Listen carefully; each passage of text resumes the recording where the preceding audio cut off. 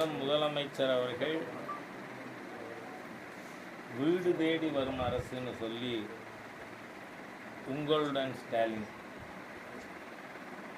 அப்படிங்கிற திட்டம் இது அரசாங்கத்தோடு தாராளமாக முதலமைச்சர் போகட்டும், வீடு வீடாக போகட்டும், அந்த நிலையில் தான் இன்றைக்கி திமுக வந்திருக்கு.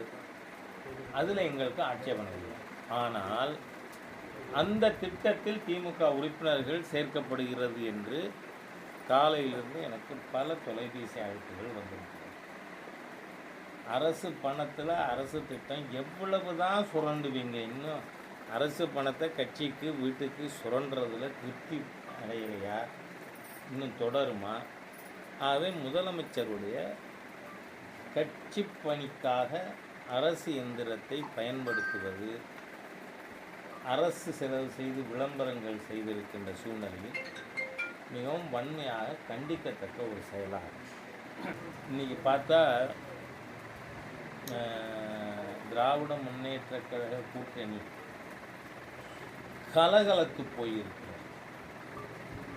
ஏனென்றால் எந்த அளவுக்கு இன்னும் பாரதிய ஜனதா கட்சியை பற்றி பிஜேபி ஏடிஎம்கே கூட்டணியில் என்னவோ பிஜேபி ஏடிஎம்கே கபலீகரம் செய்துவிடும் அப்படிலாம் பேசுகிறாங்க. அப்படின்னா திமுக எங்களோட கூட்டணியில் இருந்து அதை நாங்கள் கபலீகரம் பண்ணோமா? அதாவது எவ்வளவு தூரம் பொய்யும் புனைச்சுருட்டும் மூலதனமாக கொண்டு அரசியலில் மிக கீழ்த்தரமாக திராவிட முன்னேற்ற கழகம் அந்த தலைமை செயல்பட்டு கொண்டு இருக்கிறது என்பது தெரியுது. ஆனால் உண்மையில் நாங்கள் அதிக சீட்டு கேட்போம் என்று என்னுடைய நண்பர் வைகோ அவர்கள் சொல்லிட்டாருன்ன உடனே இந்த நடந்து முடிஞ்ச சட்டமன்ற தேர்தலில் பல்லடத்தில் மதிமுக வேட்பாளராக இருந்தவரை இப்போது திமுகவில் மெம்பராக்கியிருக்காங்க. அப்போது கூட்டணி கட்சியை குலைத்து கபலீகரம் செய்வது திமுகவா பிஜேபியா? நமக்கு வெளிப்படையாக தெரியுது. ஏன்னா நீங்களும் எங்களோட இருந்தீங்க 5 வருஷம் கூட்டணியில். நாங்கள் ஒன்றும் திமுகவை உடைத்து கபலீகரம் செய்யலையே. அப்போ எப்படி ஏடிஎம்கே பண்ணும் பிஜேபின்னு பேசுறது பயம் கப்பி கொண்டு இருக்கிறது.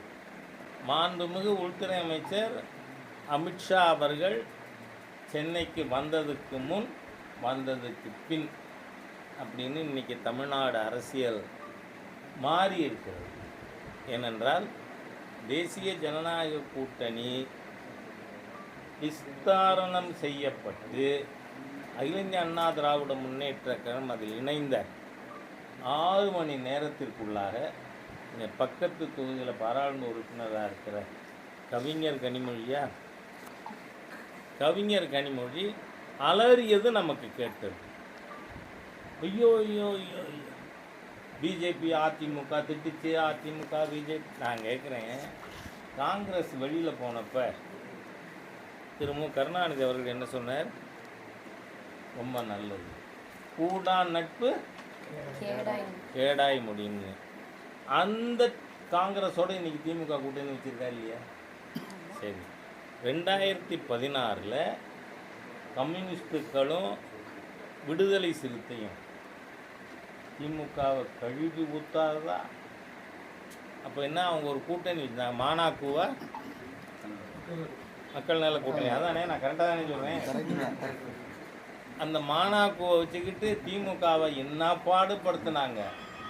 இப்போ 19லேருந்து வெக்கமே இல்லாமல் ஒன்றா இருக்கீங்க. அது எதை காட்டுது? இவங்க பேசட்டான், அதுக்கு நம்ம மீனிங்ஃபுல் கிரிட்டிசிசம் இருந்தால் நாம் அதுக்கு பதில் சொல்ல போகிறோம். ஆனால் திராவிட முன்னேற்ற கழகம் பயம் கப்பி போய் உளறி கொண்டிருக்கிறது என்பது தான் இன்றைக்கு நிலைமை. 52,000 கோடி சாராய வரி தமிழ்நாடு அரசுக்கு கிடைக்குது. உடனே பக்கத்தில் நான் இருந்ததுனால சிவராஜ் சிங் சௌஹான் என்ன சொன்னார்னு கேட்டேன். தமிழ்நாட்டில் சாராய வரி டாஸ்மாக் இன்கம் 52,000 கோடி வருது. அவ்வளோ வருதா? ஆச்சரியப்பட்டு போனார்.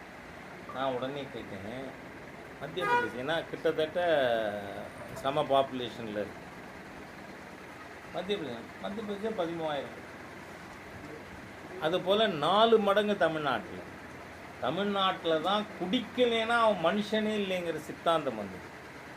அதனால் தமிழ்நாடு மாதிரி எந்த மாநிலம்னா இந்தியா முழுக்க இன்னும் போகாத மாநிலம் 3 இருக்குது. அருணாச்சல் பிரதேஷ், திரிபுரா, இன்னும் ஒன்று ஞாபகம் பண்ணல. இந்த 3 மாநிலம் தவிர மீது எல்லாம் காஷ்மீர்லேருந்து தமிழ்நாடு வரை எல்லா மாநிலங்களும் போயிருக்கேன். இந்த மாதிரி வயிறு முட்டை குடித்து தலைகீழ நடக்கிற ஒரு சூழ்நிலை எந்த மாநிலத்திலும் இல்லை. லாக்அப் டெத்துக்கு தொடர்வதற்கு என்ன காரணம்? இன்றைக்கி தமிழ்நாட்டில் total bureaucracy, not only police, ஒரு மிகப்பெரிய மமதையிலே மக்கள் தன் அடிமைகள் என்கின்ற மனோபாவத்தோடு செயலாற்றுகின்ற சூழ்நிலை வந்திருக்கு. முதலமைச்சருக்கு தன் அமைச்சகத்தின் மீதும் கண்ட்ரோல் இல்லை, தமிழக அரசின் மீதும் கண்ட்ரோல் இல்லை, தன் வீட்டு மேலேயும் கண்ட்ரோல் இல்லை. அந்த அளவுக்கு இன்னைக்கு ஒரு தாந்தோன்றித்தனமான நிர்வாகம், அதன் வெளிப்பாடு தான் அஜித்குமார் கொலை. ஏன்னா அஜித்குமார் கொலை செய்யப்பட்டு 2வது நாள் நான் அவர் வீட்டுக்கு போயிருந்தேன். அன்றைக்கி totally Tamil Nadu government was in denial mode. இப்போ எங்களுக்கும் தெரியாது, அப்படி ஒன்று நடக்கவே இல்லை, அப்படி தான் பேசினாங்க. ஆனால் இப்போது அந்த மடப்புரம் கோவில் எம்ப்ளாயி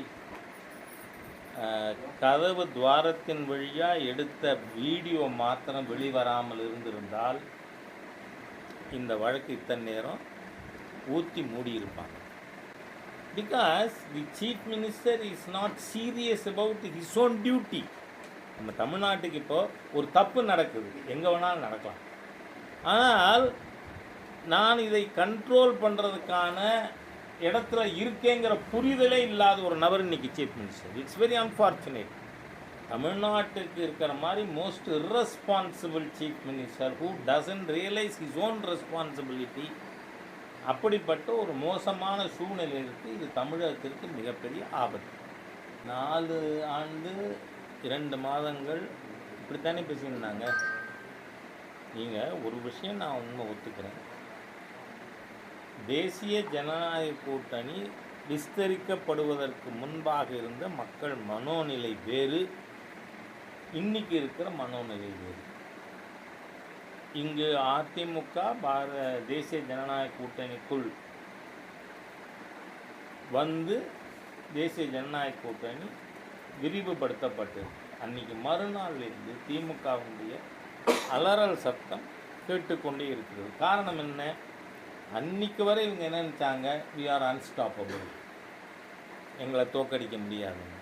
ஆனால் இன்னைக்கு நிதர்சனமாக தோல்வி பயம் திராவிட முன்னேற்ற கழக தலைமையை மிரட்டி கொண்டிருக்கிறது என்பது உண்மை. ஆனால் இந்த அரசு 24 சீட்டு வாங்கி அங்கீகரிக்கப்பட்ட ஒரு கட்சியாக கூட சட்டமன்றத்தில் இருப்பதற்கு அருகதையற்ற கட்சி.